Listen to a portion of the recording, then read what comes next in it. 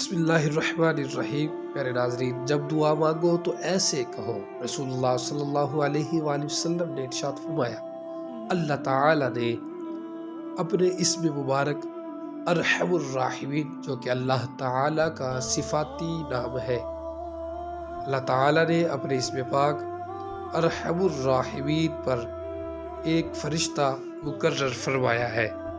جو شخص اس اسم پاک کو 3 بار کہتا ہے تو یہ فرشتہ ندا کرتا ہے، مانگ کہ ارحم الراحمین تیری طرف متوجہ ہوا، یعنی کہ فرشتہ یہ ندا کرتا ہے کہ بندے اپنے رب سے مانگ کہ وہ غفور الرحیم ارحم الراحمین رب تیری طرف متوجہ ہوا، تیری دعا کو سننے والا ہے اور قبول کرنے والا ہے۔